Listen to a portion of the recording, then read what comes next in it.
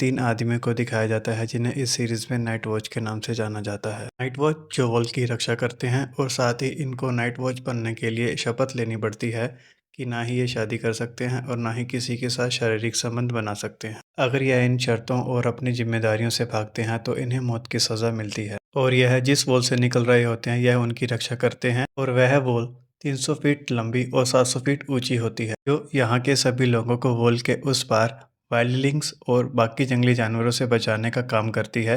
तो सीन में दिखाए जाने वाले तीन नाइट वॉचर्स वाइल्डलिंग्स के होने की उपस्थिति को देखने के लिए निकलते हैं। कुछ दूरी पर उनमें से एक को वाइल्डलिंग्स की कटी लाशें दिखती हैं।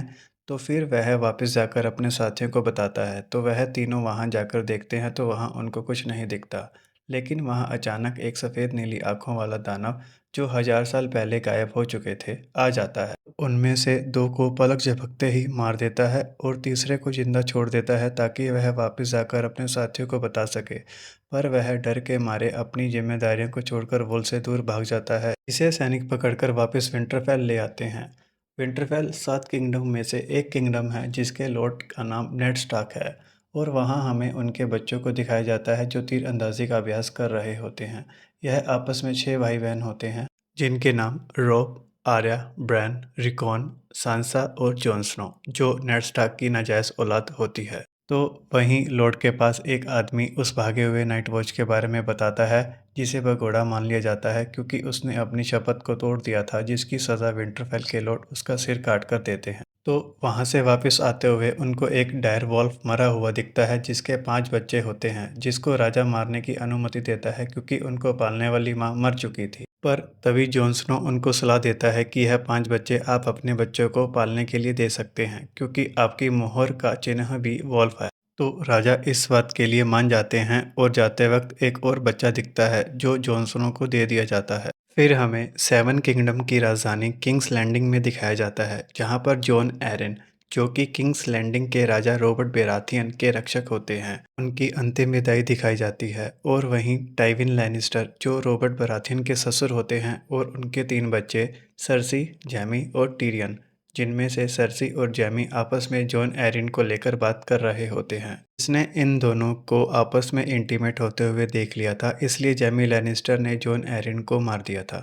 फिर हमें वापस विंटरफेल दिखाया जाता है जहां कैटलिन जो नेड स्टार्क की वाइफ होती है उन्हें जॉन एरिन के बारे में बताती है जिसे सुनकर स्टार्क काफ़ी दुखी हो जाते हैं क्योंकि नेड ने उनसे काफ़ी कुछ सीखा होता है। और उनकी वाइफ यह भी बताती है कि किंग्स लैंडिंग के राजा रॉबर्ट बराथियन विंटरफेल में अपनी फैमिली के साथ आ रहे हैं जिसमें उनकी वाइफ सर्सी और उनके 3 बच्चे जोफ्री, टॉमन और उनकी बेटी मिर्सिला और साथ में जैमी लैनिस्टर और टायरियन लैनिस्टर भी होते हैं।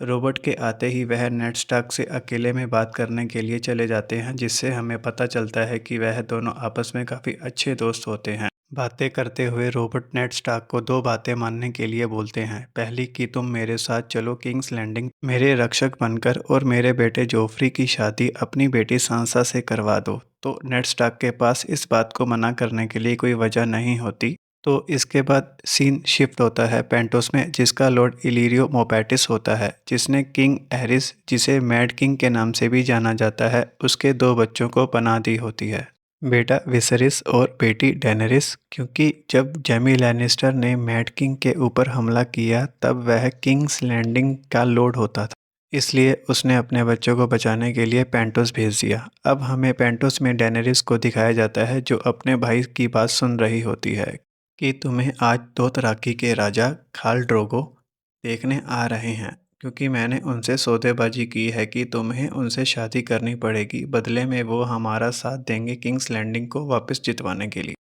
जब खाल ड्रोगो ने डेनरिस को देखा तो उसने शादी के लिए हाँ बोल दी।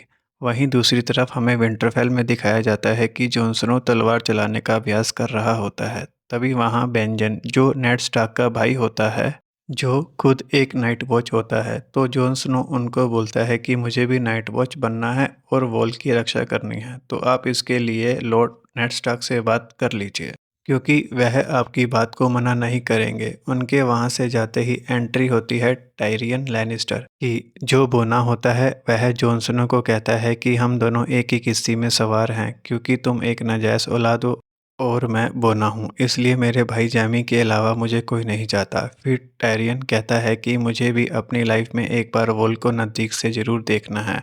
तभी हमें रॉबर्ट परिवार की मेहमान नवाजी करते हुए दिखाया जाता है, जहाँ नेड और उसका भाई उस भगोड़े नाइट वॉच के बारे में बात कर रहे होते हैं जो सफ़ेद दानव के बारे में बता रहा था।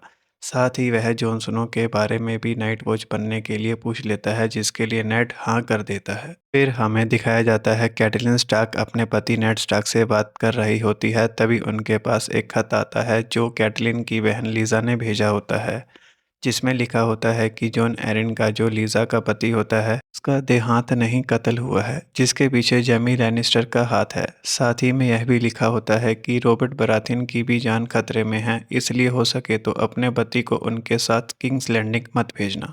फिर कैटलिन उस खत को जला देती है ताकि किसी को भी कुछ पता ना चले। फिर लुविन जो विंटरफेल का सलाहकार होता है उन्हें सलाह देता है कि अगर यह बात सच है कि लैनिस्टर राज्य के लिए साजिश कर रहे हैं तो फिर आपको रॉबर्ट बराथियन के साथ जाना चाहिए, क्योंकि वो भी सिर्फ आप पर ही भरोसा करना चाहते हैं। फिर हमें ड्रोगो और डेनेरिस की शादी दिखाई जाती है, जहां सब उनके लिए उपहार लेकर आते हैं।